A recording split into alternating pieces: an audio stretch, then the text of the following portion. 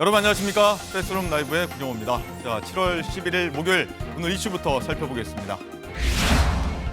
자, 정치권부터 보면 연일 설전과 공방을 주고받는 국민의힘 당대표 후보들이 오늘 오후 5시 MBN에서 2차 TV 토론으로 맞붙습니다. 3파전인 더불어민주당 당대표 선거에서는 이재명 전 대표가 먹고 사는 문제, 먹사니즘을 강조했습니다. 자세히 살펴보겠습니다. 자, 미국으로 가보겠습니다. 바이든 대통령의 민주당 대선 후보 사퇴 압력이 거세지고 있습니다. 이번엔 오랜 우군인 낸시 펠로시 전 하원 의장이 시간이 없다며 결단을 촉구했습니다. 자, 날씨도 보겠습니다. 기록적인 폭우가 덮친 어제 충청과 경북 지역에서 하루 사이 5명이 숨지고 1명이 실종됐습니다. 안타까운 소식인데요. 자, 장맛비가 잠시 주춤하는 오늘은 무더위가 기승을 부리겠습니다. 저희는 60초 뒤에 이 소식도 들고 돌아오겠습니다.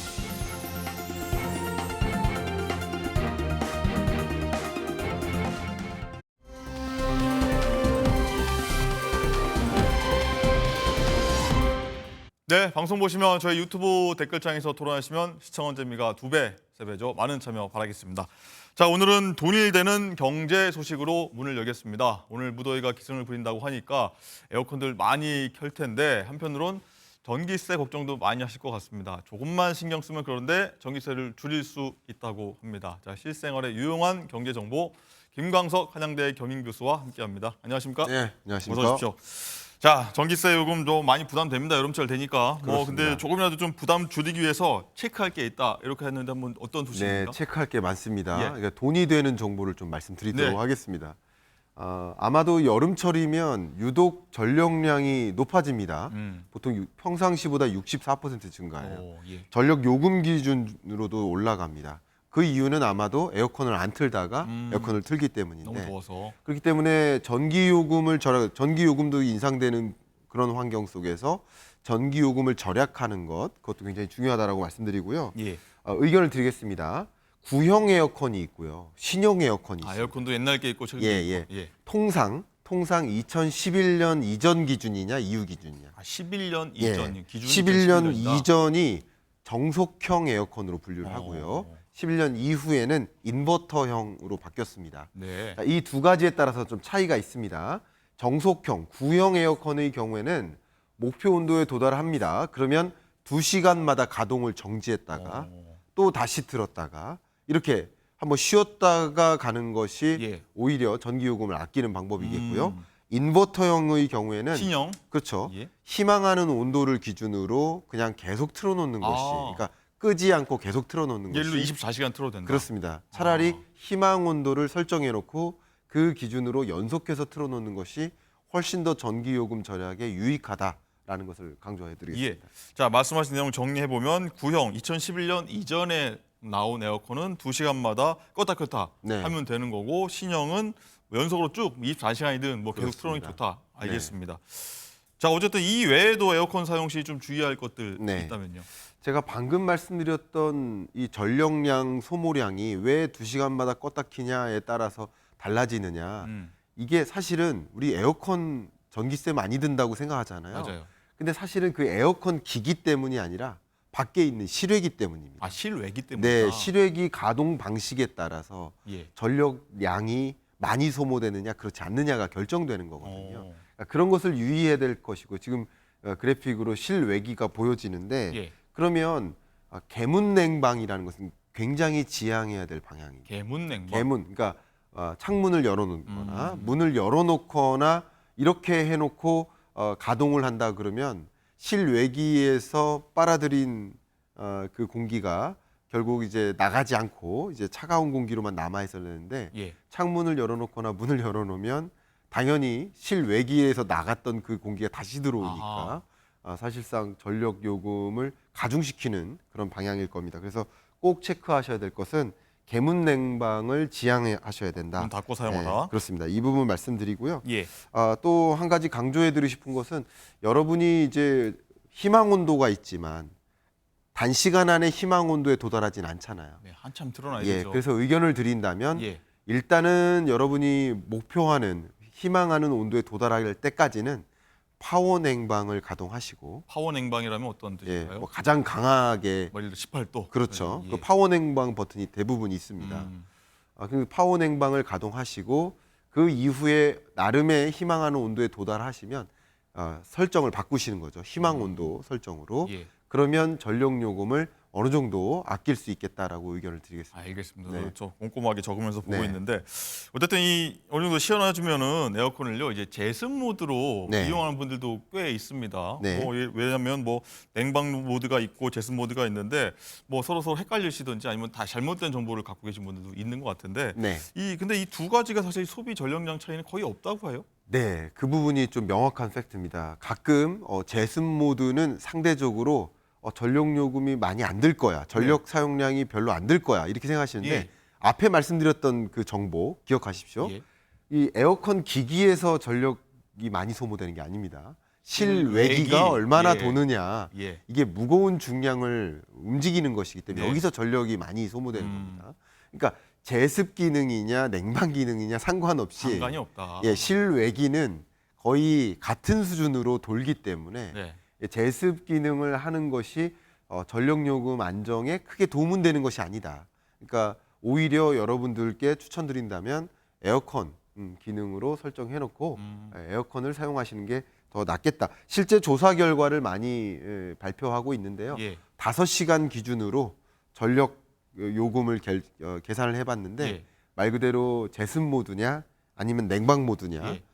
전력 요금에 큰 차이가 없다. 차이가 없다. 유의미한 차이가 없다. 아하. 그렇다면 굳이 여러분들이 그냥 냉방 기능을 원하는데 전기 요금이 걱정이 돼서 냉방 모드를 안 하고 제습 모드를 하는 그런 의사결정은 좀 적절치 않아 보인다. 이렇게 의견을 드려보겠습니다. 정말 제습을 원할 때만 제습 모드를 켜면 그렇습니다. 된다. 네. 알겠습니다.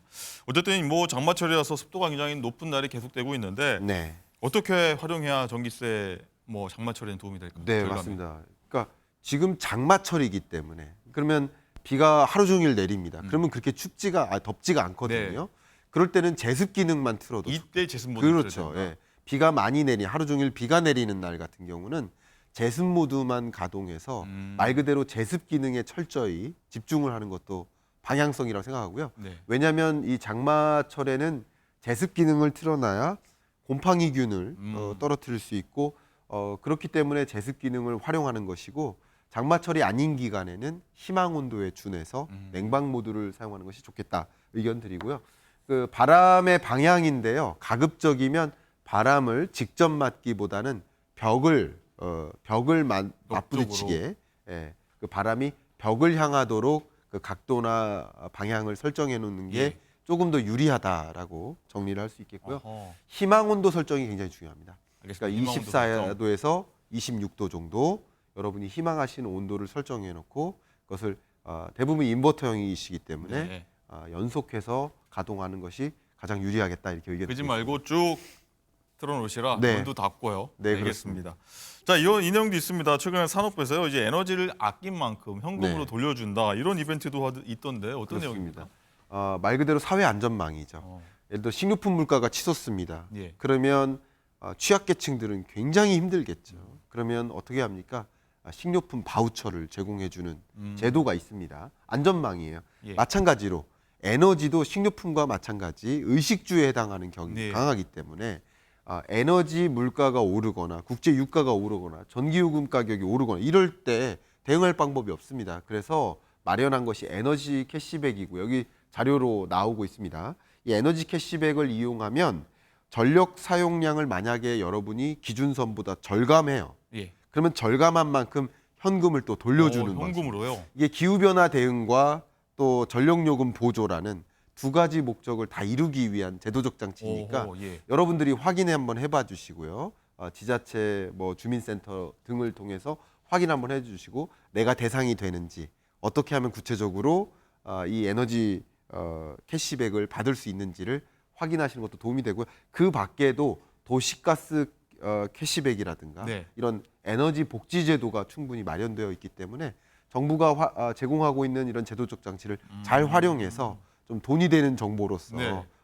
여러분 돈을 더 많이 버는 것도 중요하지만 네. 번 돈을 아끼는 것도 중요하거든요. 아끼면 또 돈이 되는 거예요. 그러니까요. 그런 관점에서 오늘의 전기료 관점에서의 의견을 좀 드리겠습니다. 알겠습니다. 저 집에 가서 오늘 말씀해 주신 내용 꼭 한번 실행해 보도록 하겠습니다. 자, 오늘 말씀 여기까지 듣겠습니다. 예, 감사합니다. 감사합니다.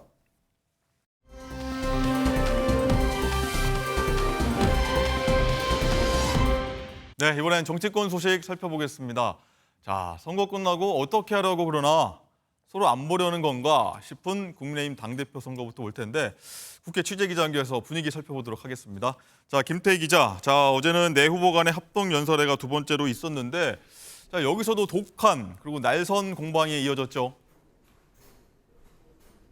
어제 당원 40%가 모여있는 영남권 불경 합동연설회에서도 후보들 간 신경전이 이어졌는데요. 원희룡 후보는 김건희 여사 문자 무시 논란과 관련해 한동훈 후보의 총선 고의 패배 의혹을 제기했습니다. 한동훈 후보는 네거티브를 하지 않겠다던 원희룡 후보가 태세 전환을 했다며 구태 정치라고 반격했습니다. 윤상현 후보도 한 후보를 겨냥해 총선 책임론을 다시 꺼내들었습니다. 나경원 의원은 전당대회에 대통령까지 끌어들이는 건 맞지 않다며 원한 모두 싸움이 거칠다고 자제를 요청했습니다. 네, 원희룡 후보는 비방을 자제하겠다고 했는데 어제 다시 한동훈 후보를 향한 공세를 이어갔습니다. 자, 오늘 저희 MBN에서 2차 토론을 하는데 여기서도 공세 계속 이어가겠다고 합니까? 네, 어제 서병수 선거관리위원장은 과열된 신경전을 우려하는 말을 전하기도 했죠. 우리 후보들께서 또 명심하셔야 됐을 것은 우리 친구 아이가 하는 마음가짐입니다. 하지만 원희룡 후보는 어제에 이어 오늘도 한동훈 후보를 향해 날을 세웠습니다.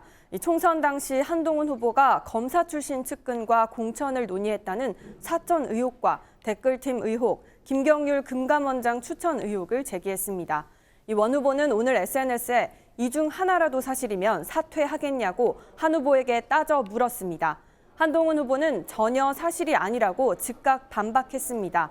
원 후보의 의혹 제기는 오물을 뿌리고 도망가는 흑색 선전이라고 강도 높게 비판했습니다. 국민의힘 당대표 후보들은 오늘 오후 5시 MBN이 주관하는 방송 토론회에서도 격돌할 예정인데요. 이번 TV 토론회에서도 김 여사 문자 논란과 원희룡 후보가 한동훈 후보에게 제기한 의혹 등을 두고 격론을 벌일 것으로 보입니다. 지금까지 국회 로텐더홀에서 MBN 뉴스 김태희입니다.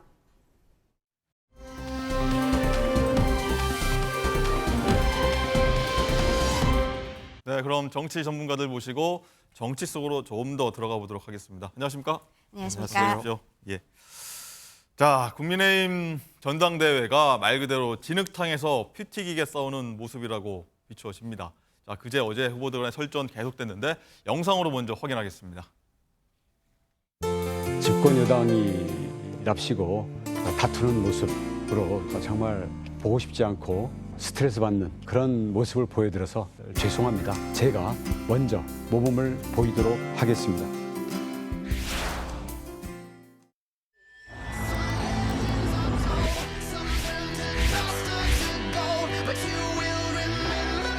없는 것도 만들어야 될 그런 총선 승리의 절박한 상황에서 혹시 총선을 고의로 패배로 이끌려고 한 게 아닌지.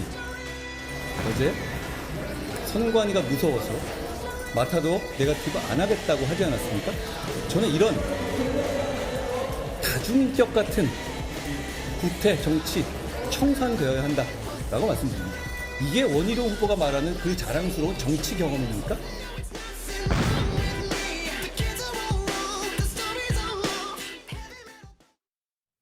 예, 한동훈 후보의 어떤 공격도 계속 이어졌고 원희룡 후보는 네거티브 안 한다고 했는데 또 하루 만에 다시 어제 공세로 넘어서서 정말 선을 넘었다 이런 평가까지 나오고 있습니다.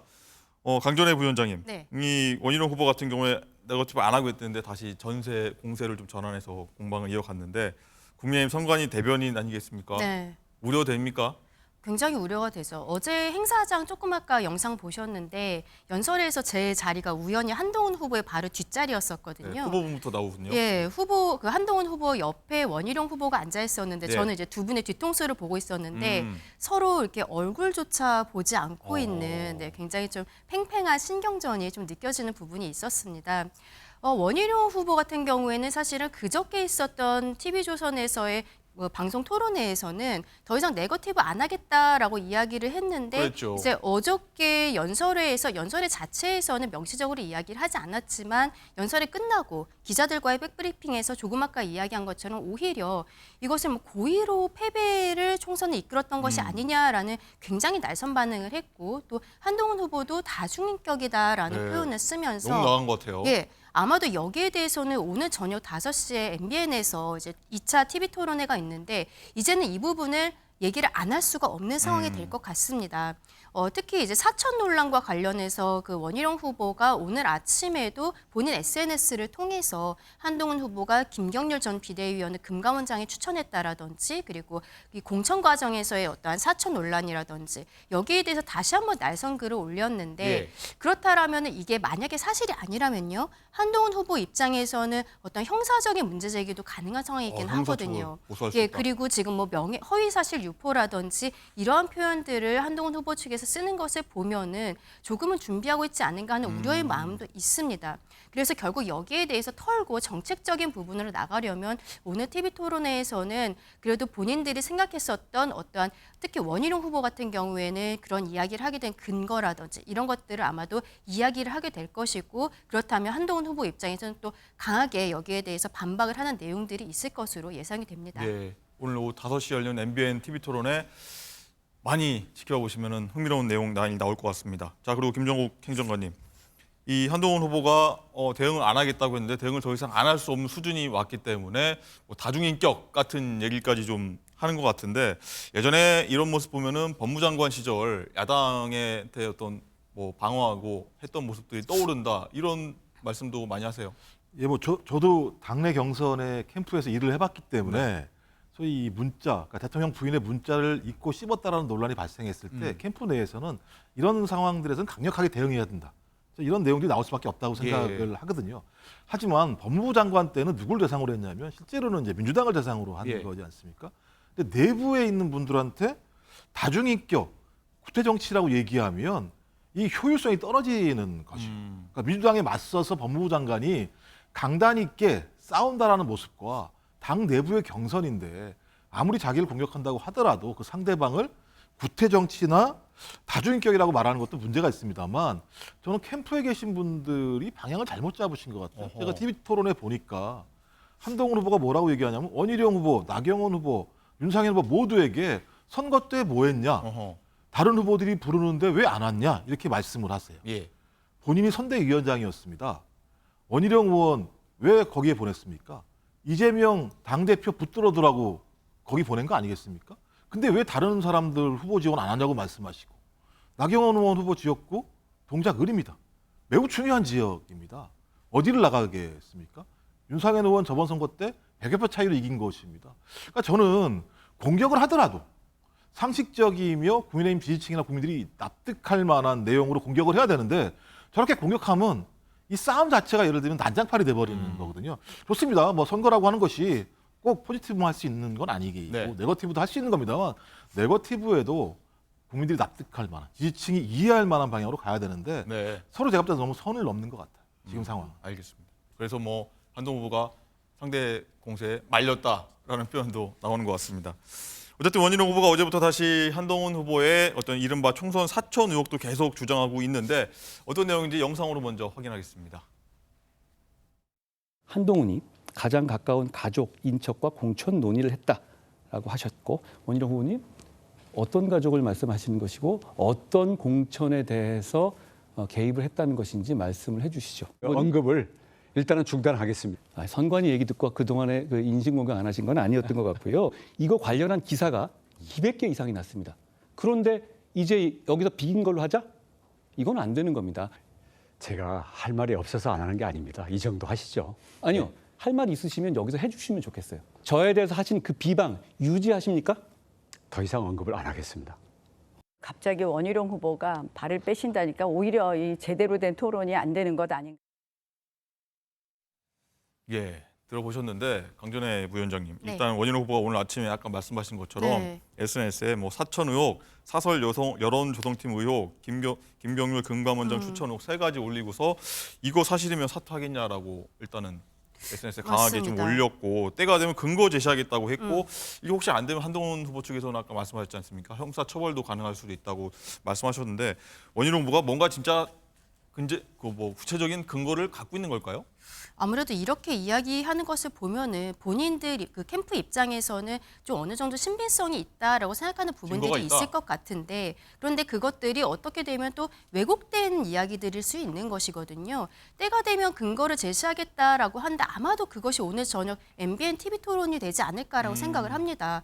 본인이 지금 이야기하고 있는 사천 의혹은 이전에 이야기를 했던 부분이고, 사설 여론조성팀 같은 경우는 최근에 또 장예찬 전 최고위원이 라디오에 나와가지고 이것도 본인이 어떤 법적인 책임을 지겠다라고까지 이야기하면서까지 하고 있는 부분이고, 김경률 전 비대위원에 대해서 금감원장으로 초기에 추천을 했었다라는 얘기는 또 언론사의 보도를 통한 부분들이거든요.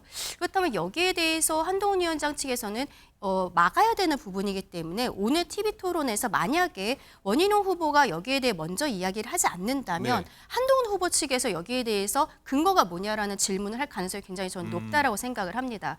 그렇다면 원희룡 후보 측에서는 지난 TV 토론회처럼 그 뒤로 물러서기보다는 이제는 때가 됐다라면서 이야기를 하게 될 것으로 보이는데, 한동훈 후보 측에서는 지금 계속적으로 억울하다, 사실이 아니다라고 이야기를 하고 있어서 거기에 대한 공방이 오늘 토론회 안에서 마무리가 될 것인지, 혹은 토론회 안에서는 준비가 조금 덜 되어 있어서 토론회 뒤에 뭐 내일이라든지 모레라든지 이렇게 계속적으로 주말까지 이어질 것인지, 한동훈 후보 측에서 이걸 빨리 정리를 해야 되는 이슈인 것은 맞거든요. 그 부분도 좀 지켜봐야 될 것 같습니다. 네. 어쨌든 여기에 대해서 한동훈 후보는 다 아니다라고 하면서 허위사실 유포 심각한 범죄다라고 좀 반박을 했고, 뭐 민주당 모 의원이 제기했던 청담동 유흥업소 가짜뉴스 뭐가 다르냐 이렇게까지 지금 얘기한 상황이거든요. 예, 제가 볼 땐 이거 좀 위태롭다라는 생각이 많이 들어요. 위태롭다. 이 상황이. 왜냐하면 선거는 막 서로 싸울 수 있습니다. 근데 이 선거가 끝나고 난 다음에 화해와 단합을 할 수 있는 정도까지 해야 돼요. 근데 지금은 어떻게 되느냐? 사법적인 판단으로 가야 되는 내용들이 막 나오고 있는 겁니다. 첫 번째가 뭐냐면 총선 책임론입니다. 이거 사법적 네. 문제는 아닙니다만, 이제 그 문자 논란이 벌어지게 되니까 소위 총선에 대한 책임론 자체가 사과를 받아들이지 않은 한동훈 후보 측 책임이다라고 얘기했더니, 소위 한동훈 캠프 측에서 나왔다고 얘기할 수 있는 박정훈 후보 같은 경우가 아니다, 대통령 책임이다라고 그냥 대놓고 공개적으로 얘기를 해버렸습니다. 그렇다면 결론적으로 이 선거의 판단에 따라서 한동훈 후보로 선택하게 된다면 국민의힘 지지층 당원들은 총선 참패의 원인이 대통령에 있다라고 볼 수밖에 없는 상황이라는 것. 네. 이건 당내 갈등을 구조화시키는 측면이 있고요. 두 번째, 댓글팀 논란입니다. 말씀하신 것처럼 이거는요, 돈이 어디서 나왔을 거 아닙니까? 네. 어떤 형태로든지 댓글팀을 운영하려면 이건 예를 들면 과거 같으면은 국정원 댓글 사건이나 드루킹 특검 문제와 관련된 문제로 갈 수도 있습니다. 근데 이게 무슨 야당이 제안한 게 아니라 내부에서 나오고 있는 내부 내용이라는 싸움이 게 문제가 크고요. 세 번째는 사천 논란인데 이건 근거가 있는 거잖아요. 이미 비례대표 선거했을 때 이철규 의원이 엄청나게 문제 제기를 많이 했고, 소위 후순위에 있었던 대통령의 최측근이라고 얘기하는 주기환 후보가 그 당시에 바로 사퇴를 하고 난 다음에 대통령이 민생특보로 대통령실에 네, 임명을 하는 기억납니다. 일이 벌어졌단 말이에요. 이 세 가지 논란을 보게 되면 앞에 부분은 당의 구조적인 갈등 문제랑, 두 번째, 세 번째 문제 같은 경우는 어떤 형태 누가 고소고발하게 되면 수사에 착수할 수밖에 없는 내용들이에요. 제가 볼 때 왜 이렇게까지 가야 되는지에 대해서 저는 이 정도라면 이게 뭐 대선급이다, 싸움 자체가. 어허. 당내 선거 수준이 아니라는 생각이 드는 거예요. 알겠습니다. 자, 말씀하신 그 문자 무시 의혹, 문자 일심 논란이라고도 하는데 이 얘기도 이어가도록 하겠습니다. 이제는 이제 누가 이 문자를 유출했냐, 뭐 색출, 뭐 이런 문제에서 이어지는 것 같은데 공방 계속해서 격화되고 있습니다. 이 강전혜 부위원장님, 네. 이 한동훈 후보가 이 문자 내용을 보자마자 저거 나한테 없는 건데? 네, 라고 맞습니다. 했다고 하면은 누가 유출한 거냐라고 어떻게 좁혀지기도 하거든요. 어떻게 된다고 보십니까? 저는 그 부분에 있어서 한동훈 캠프 측에서 지금 방향을 잘못 잡은 게 아닌가라는 생각이 드는데요. 최근에 TV조선에서 문자의 전문이 공개가 되었고, 네. 그 전까지는 사실상 언론사마다 약간씩의 뉘앙스가 다르지 않았습니까? 전문이 공개되었기 때문에 이제 거기에 대해서는 마무리가 되는가 싶었는데, 박정훈 의원이 지금 러닝메이트로 뛰고 있는데 예. 어제 한 방송사에서 인터뷰를 하면서 한동훈 위원장이 갖고 있던 것과 다르다, 오히려 오히려 뭐 친윤계의 인사가 이 문자 메시지를 TV조선에 불러준 것으로 보인다. 그리고 네. 문자 메시지가 일부가 지워져 있다. 한동훈 그 위원장의 폰에는 이게 텔레그램 같은 경우에는 상대방 측에서 그 문자를 지울 수가 있기 때문에 그러한 이야기들을 했는데 예. 이러한 이야기를 함으로써 이게 이슈가 더 불거지게 되거든요. 그렇다면 원희룡 후보라든지 다른 이제 국민들께서 궁금해하시는 것은 그렇다면 지금 한동훈 후보가 갖고 있는 문자 메시지는 뭐냐. 그러면서 다시 한번 거기에 대해서 밝히라. 지금 갖고 있는 것이라도 밝히라라는 이야기가 다시 나올 수가 있는데 이슈가 끝나가는 듯 했던 것을 다시 키우고 있는 것이 조금 저는 실책이 아닌가라는 생각이 들거든요. 네. 그 부분에 있어서 오늘 아마도 TV토론회에서도 이 박정은 의원이 했던 이야기에 대해서 다른 후보들이 질문을 할 것으로 보입니다. 어허. 그 부분에 대한 답변도 좀 준비를 해야 되지 않을까라고 생각합니다. 그렇군요. 자, 어쨌든 김종욱 행정관님, 이 김 여사가 당시 사과하겠다고 한 것에 대해서 진정성 있느냐 계속해서 오늘까지 이어지고 있는데 총선 이후에 김건희 여사와 통화 관련한 내용을 진중경 교수가 통화했다는 게 계속 커지고 있지 않습니까? 뭐 한 후보가 아니라 친윤계가 뭐 사과를 막은 거다 이런 얘기까지 나오고 있어서 친윤계가 그러면 막은 거냐 독려한 거냐 뭐 말들이 오가고 있습니다. 아까 전 진중권 씨가 왜 여기에 참전했는지 전 잘 모르겠는데요. 이 사태만 더 이상하게 만드는 건데 친윤계 핵심 라인이 막은 건 사실로 지금 다 드러났지 않습니까? 그러면 친윤계 핵심만 막았습니까? 대통령은 안 막았습니까? 대통령 같은 경우도 마찬가지입니다만 사과는 했습니다만 박절하지 못해서 소위 몰카 공작이다라고 얘기한 거기 때문에 사과의 의향이 있다고 볼 수 없는 거거든요. 그러면 대통령과 소위 집권 여당의 핵심 그룹들이 사과를 막았다라고 하는 상황이지 않겠습니까? 그러면 사과를 막은 문제와 관련해서 이 논란이 벌어지고 있는 건데 이 반대편에 있는 대통령 부인 같은 경우는 진중권 교수랑 통화했을 때 어떤 내용입니까? 화해시켜주고 싶다.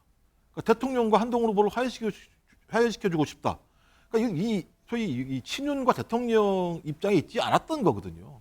전 그래서 진중권 전 교수가 이런 얘기를 함으로써 오히려 이 문자 논쟁이 총선에 대한 아니면 김건희 여사에 대한 문제와 다른 방향으로 대통령과 한동훈 후보 간의 갈등이 이제는 더 이상 봉합이 안 되는구나라는 방향으로 가게 만들어버린 측면이 있는 거거든요.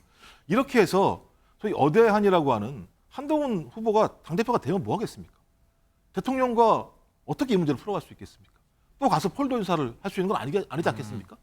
저는 그래서 제가 볼 때 진중권 교수도 어떤 의미인지는 알겠습니다만 제가 볼 때는 이건 자기 당 문제가 아니잖아요. 좀 그렇다면 일정한 수준에서 발을 빼는 게 맞다 이렇게 생각합니다. 알겠습니다.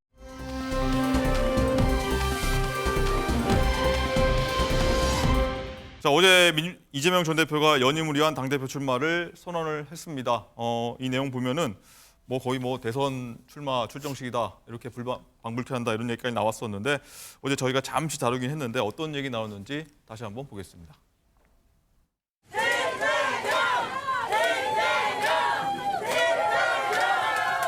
다음 지방선거에서 더 크게 이기고 그 여세로 반드시 다음 대선에서 승리해야 합니다.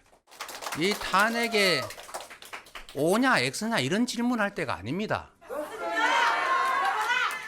그런 질문을 할 게 아니라 국민이 왜 탄핵을 원하는지를 깊이 생각하고 일제시대에 독립군들을 때려잡기 위해서 검사들에게 온갖 재량 권한을 부여했는데 그게 지금까지도 그대로 유지되고 있습니다.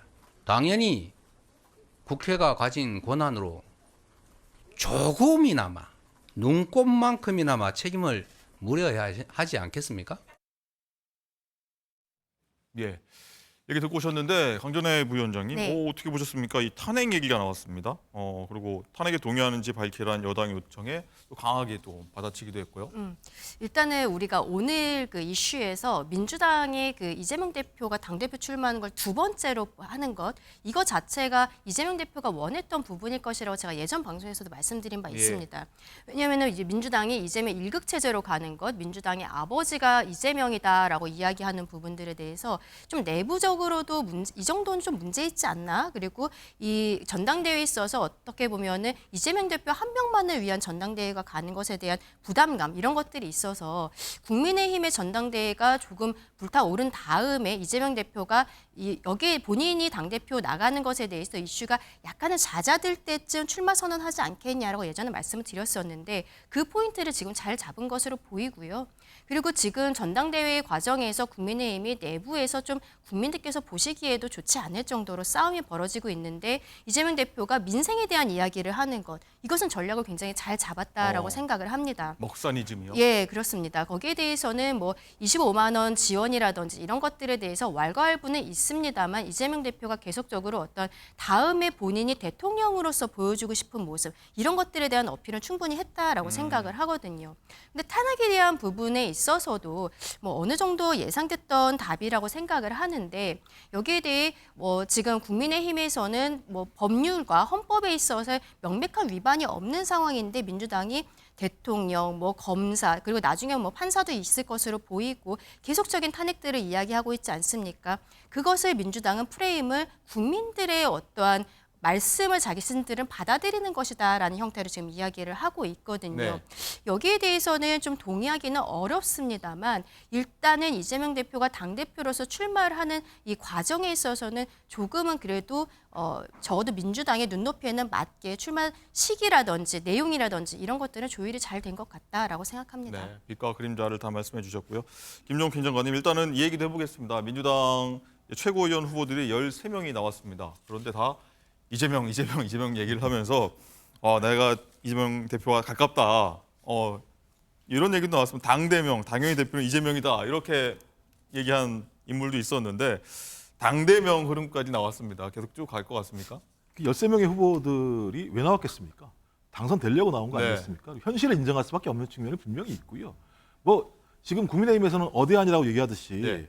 민주당 같은 경우도 어대명인 상황인 것은 누가 뭐라고 하더라도 한 발 나아가 당대명, 당연히 대표는 이재명. 예, 뭐 이런 상황이기 때문에 최고위원들 같은 경우도 마찬가지입니다만 다 아시겠습니다만 전번 전당대회에서 77.77%로 당선이 됐습니다. 예.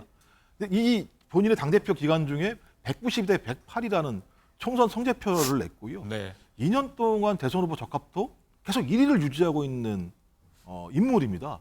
그런 인물에 반대해서 당 선거에 나와서 이기겠다고 얘기하는 것 자체가 제가 볼 때는 좀 돈키호테 같은 어떤 발상일 수 있다는 생각이 들고 예. 만약 이런 돈키호테 같은 발상을 현실화시키기 위해서는 과거 고민정 최고위원처럼요 친문이라든 어떤 자기의 되게 높은 지명도 또는 어떤 당내 세력군들이 있어야 되는데 지금은 그렇지 않은 상황이기 때문에 저는 최고위원들 스스로도 좀 약간 좀 멋쩍은 측면은 있을 거라는 생각이 들어요. 맨날 나와서 그런 얘기만 해야 되는 상황. 그러니까 자기 얘기를 중심으로 저희 당원들과 국민들과 대화를 나눠야 하는 게 가장 중요합니다만 초반에 자기의 이미지를 잡기 위해서는 어쩔 수 없는 자기 한계라는 생각이 들고요. 저는 이후라도 마찬가지입니다만 예. 초반이야 이렇습니다만 시간이 지나면 저희 민주당의 지도부가 국민을 위해서 무엇을 할 것인지 그 당대표가 먹고 사는 집으로 대표되는 민생 문제를 얘기했다면 좀 그런 방향으로 서서히 최고위원들도 선회할 필요가 있다.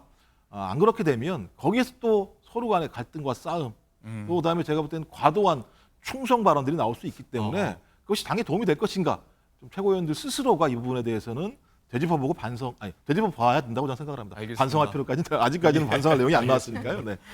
어쨌든 여야 전당대회 흐름 굉장히 흥미롭게 전개되고 있어서 한번 지켜보도록 하겠습니다. 두 분 말씀 여기까지 듣겠습니다. 감사합니다. 감사합니다.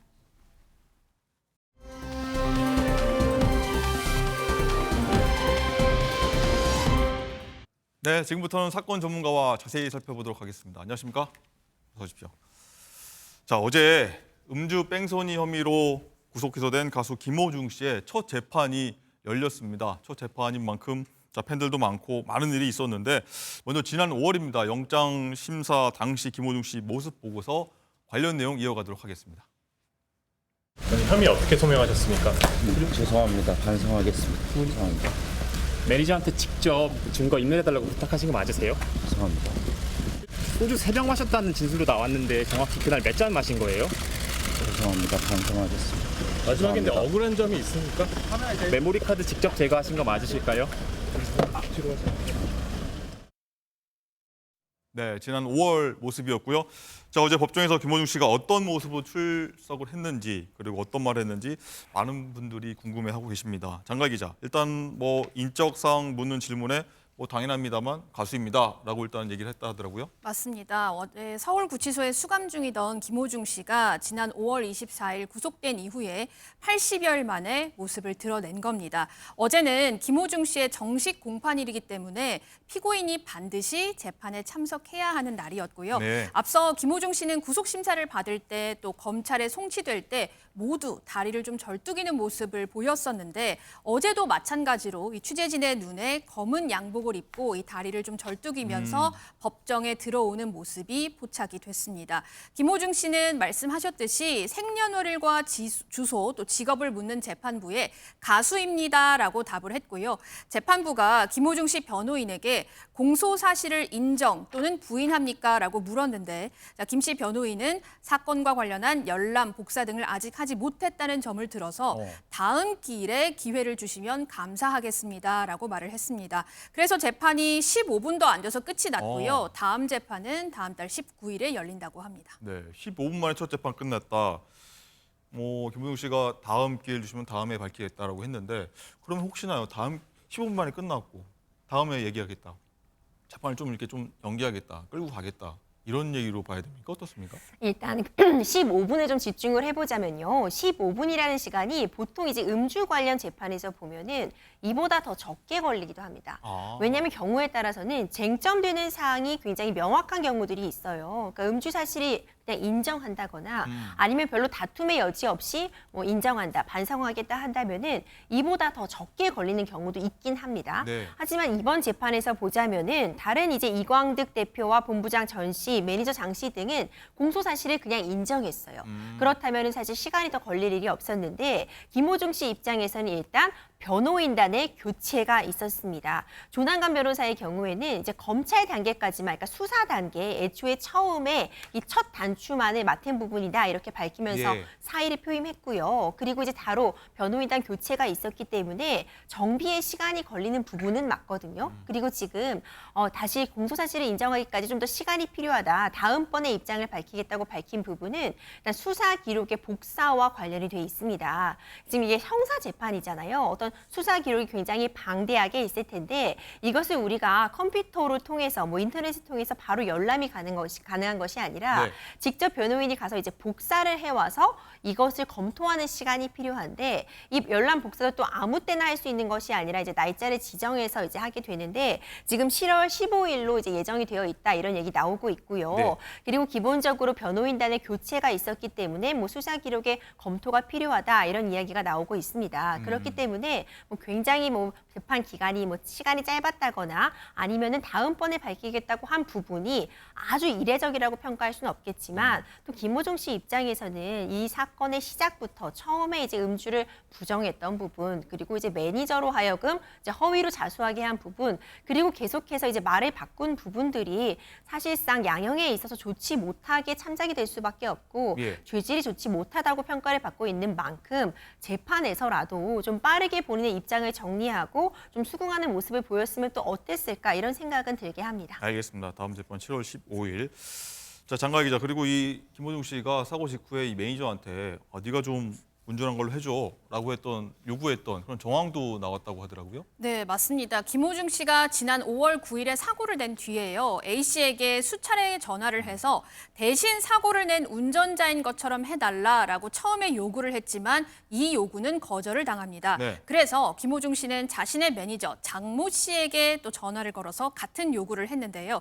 김호중 씨는 매니저 장모 씨에게 네가 그냥 초범으로 들어가는 게 낫다. 어차피 이거 벌금형이니까 네가 한 걸로 해야지라고 말했다는 게 검찰 측의 주장입니다. 뿐만 아니라 김호중 씨의 이 소속사 대표 이광득 씨도 매니저 장모 씨에게 전화를 걸어서 네가 호중이 입고 한 걸로 하자. 너 운전할 일도 없잖아. 돈은 내가 다 줄게 라면서 운전자 바꿔치기를 종용한 것으로 파악이 됐습니다. 실제로 이 장모 씨는 김호중 씨 점퍼 그리고 티셔츠를 입고요. 파출소에 가서 본인이 사고를 냈다고 허위 자백한 바 있습니다.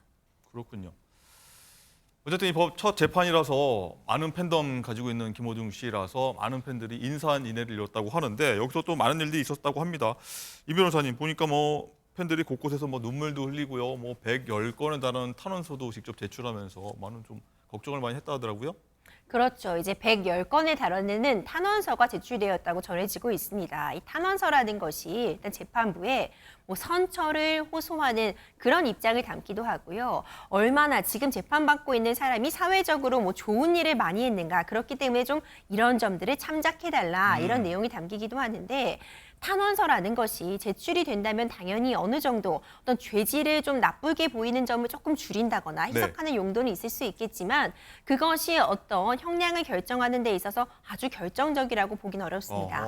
그리고 탄원서를 누가 제출하였는지가 어떻게 보면 가장 중요할 것 같은데 일단 만약 이 사건의 피해자가 이에 대한 탄원서를 제출했다고 한다면요. 어떻게 보면 가장 강력한 그래도 나름 뭐 좀 용서를 받았다거나 아니면 이런 부분 일정 부분 뭐 합의가 되었다는 부분을 좀 참작해 줄 수 있겠지만 예를 들어 그 추돌을 하는 택시 기사분 그렇죠. 근데 이제 지금 이 사건에서 지금 팬심 그러니까 팬들이 이런 탄원서들을 제출했다고 한다면은 이런 부분을 이제 김호중 씨가 얼마나 좋은 일을 많이 했는가에 대해서 참작의 여지가 있겠지만 탄원서가 많이 제출됐다고 바로 양형에 있어서 어떤 긍정적인 요소로 작용한다고 보기는 어려울 것 같습니다. 그렇군요.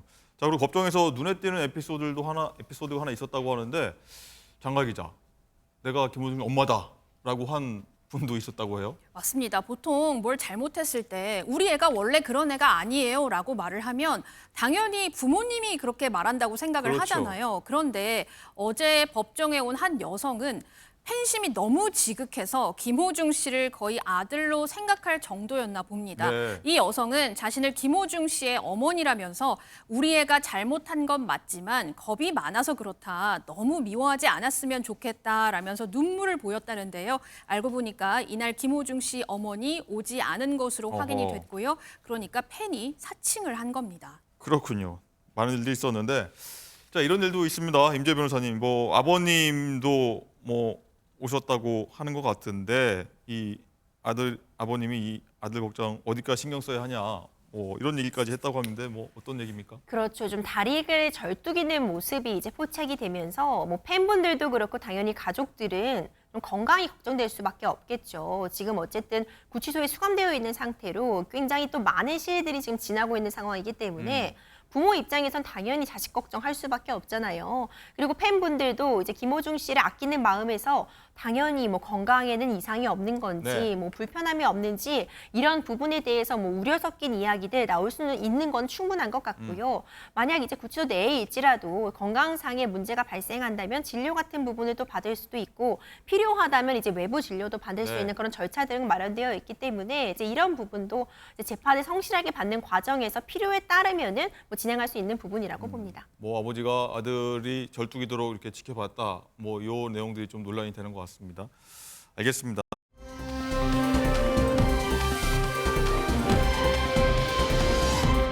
자, 유튜브 많이들 보실 텐데 유튜브에서 한 번쯤은 아마 적어도 한 번쯤 보시지 않았을까 하는 게 먹방 유튜버 찌양입니다. 1000만 명이 넘는 구독자를 안고 있는 쭈양. 많은 분들 아실 텐데 심각한 협박을 받아왔다는 내용이 간밤에 전해졌습니다.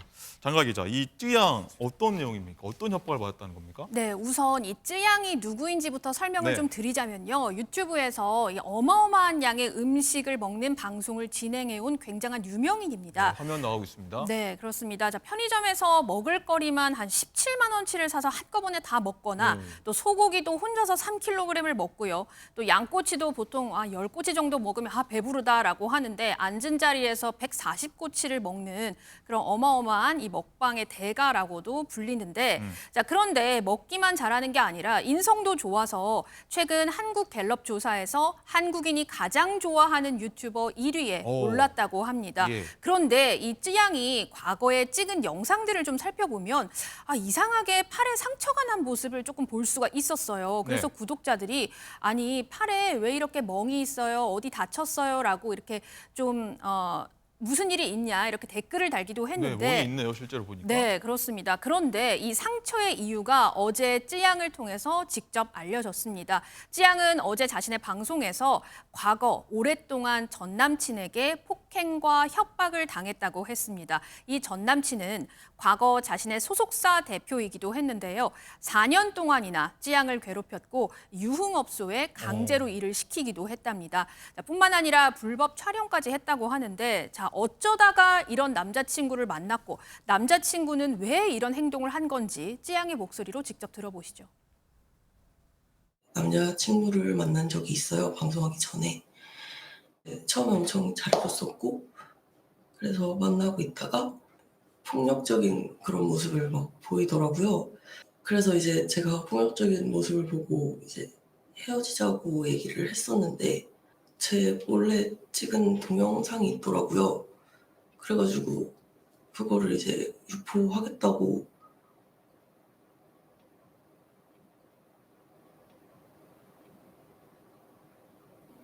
이제 헤어지지 못하게 협박을 했었고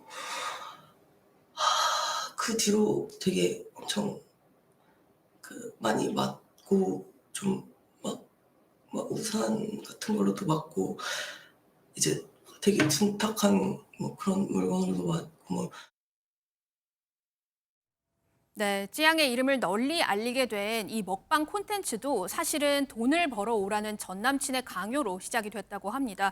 자, 인터넷 방송이 인기를 끄니까 아예 전 남친이 소속사를 만들어서요. 자신이 대표 자리에 앉고 수익은 전 남친 70 그리고 찌양 30 이런 식으로 불공정 계약까지 맺었다고 합니다. 네. 해맑게 맛있게 먹는 모습만 찌양 봤었는데 이런 일이 뒤에 있었다. 남자친구의 협박에 먹었던 것도 느낄 수 있었는데 이 남자친구 처벌이 됩니까? 참 안타깝죠. 일단 찌양 씨의 이 주장 내용에 따르면은 예. 어떻게 보면 이제 전형적인 어떤 그런 데이트 폭력의 행태를 보임으로써 시작을 했습니다. 그래서 어떤 폭행이 있었고 지금 어떤 영상을 통해서 이걸 유포하겠다고 협박하고 예. 그럼으로써 계속 또 폭행이 자행되고 헤어지지 못하고 이런 상태가 지속되어 오다가 나중에는 이제 비단 이런 폭행의 문제뿐만 아니라 금전적인 부분까지 얽혀져 있던 것으로 보입니다. 이제 찌양 씨가 굉장히 큰 사랑을 받고 유튜브를 통해서 수익도 막대하게 올렸을 것으로 충분히 우리가 짐작이 가능한 상황인데 소속사를 본인이 차려서 본인이 이 소속사의 대표를 하면서 이 부분 불공정 계약뿐만 아니라 광고 기위 같은 부분도 착복했다. 그래서 제대로 수익을 정산받지 못했다고 주장을 하고 있는 게 이제 찌양 씨의 입장이었는데요. 이와 관련해서 실제로 고소를 진행을 했는데 이 가해 남성이 전 남자친구가 이제 이 수사가 진행되는 와중에 예. 지금 극단적 선택을 한 것으로 좀 전해지고 그렇습니까? 있거든요. 이제 그렇다면은 아무리 이제 문제가 있다고 밝혀지고 수사가 진행되고 있어도 그 처벌받고 수사받을 그 대상이 사라졌기 때문에 공소권 없음, 그러니까 처벌할 대상이 없음이라는 판결을 받게 되어서 더 이상의 진행이 어려운 그런 상황이라 이제 형사처벌은 이제 어려워진 것으로 보이고 다만 이제 못 받았던 정상금 중에 극히 일부만 지금 회수가 된 것으로 네. 지금 전해지고 있습니다. 그렇군요. 전 남친이 숨졌다라는 내용도 나왔습니다. 어쨌든 이 찌양이 또 하나 고백을 한 게 있습니다. 좀 이 부분도 사실 충격적인데 전 남자친구의 폭행과 강요로요. 유흥업소에서도 일을 했던 적이 있다라는 사실도 밝혀졌습니다. 굉장히 충격적인데 듣고 오시죠. 이제 본인이 일하는 곳에 데려갔었어요. 이제 그냥 앉아서 이제 술만 따르면 된다. 그 당시에 제가 그걸로 버는 돈도 다 뺏어갔어요. 이제 그만하고 싶다고 얘기를 했는데 그때도 또 다시 이제 폭력을 쓰면서 가족들한테도 다 말할 거라고 돈은 그럼 어떻게 벌어다 줄 거냐고 얘기를 하길래 제가 옛날부터 방송 생각을 했으니까 이제 방송을 하고 싶다고 얘기를 했고 거의 매일 맞으면서 방송을 했었어요. 얼굴은 티난다고 몸을 때린다거나 이제 벌었던 돈은 전부 가져갔어요. 제가 정말 그 당시에 치킨 시켜 먹을 돈이 없어서 방송할 때 먹을 치킨도 못 시키고 그랬었거든요. 네, 방송에서 맞으면서 방송을 했고 맞으면서 먹어야 했다. 굉장히 좀 충격적이고 안타까운데 임 변호사님, 자 치킨 시켜서 먹을 돈도 없었다고 합니다. 남자친구 고소를 했는데 어떻게 된 거죠?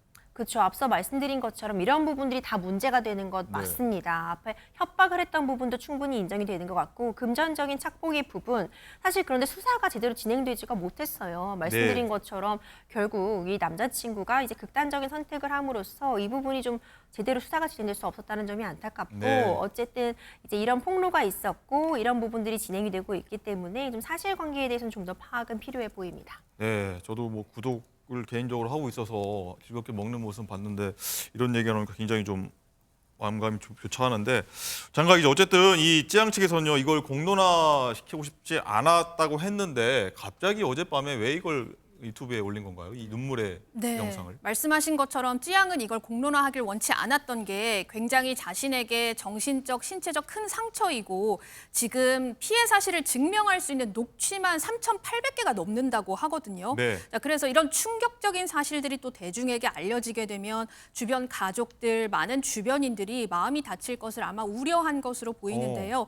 자, 사실 이 사건은 한 유튜브 채널이 폭로를 하면서 밝혀지게 됐습니다. 다른 유튜버 채널이요? 그렇습니다. 어떤 폭로냐면요. 이 찌양이 과거 전 남친에게 폭행과 협박을 당했고 유흥업소에서 일한다는 사실을 알게 된 일부 유튜버들이 일부 유튜버 몇 명이 이 찌양에게 수천만 원을 받고 대신에 그 사실을 유튜브에다가 내가 폭로하지 않겠다고 찌양 소속사 측과 통화를 하거나 또 다른 유튜버들과 함께 이 찌양에게 뭐 수천만 원 아니면은 뭐 수억을 받자고 공모했거나 하는 이 전화 통화 내용이 공개가 되면서 그간 찌양의 고통스러운 과거 일들이 밝혀지게 된 겁니다. 그렇군요.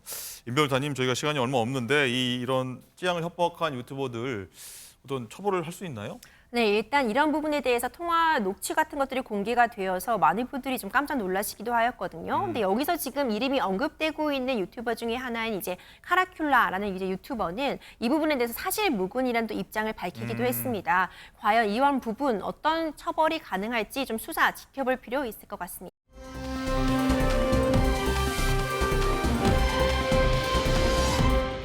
라이브픽입니다. 페루의 안데스 산맥에서 등반하다 실종된 산악인이 22년 만에 미라 상태로 발견됐습니다.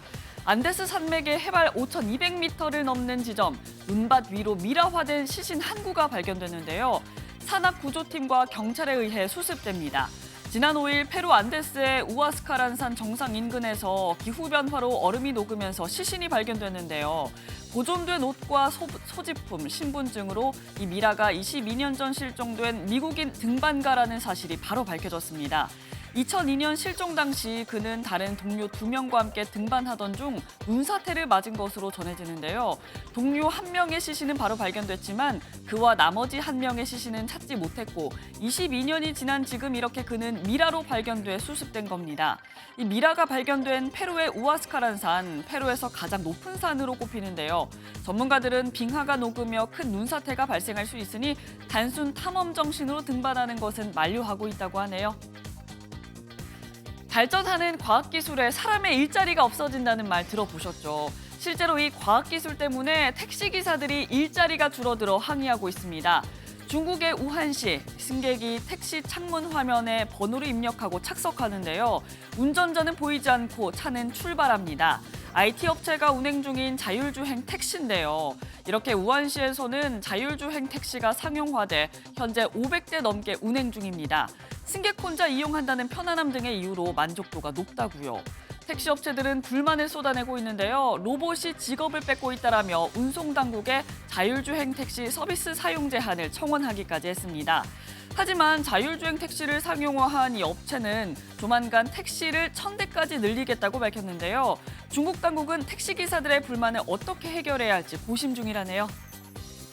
지금까지 라이브픽 전해드렸습니다.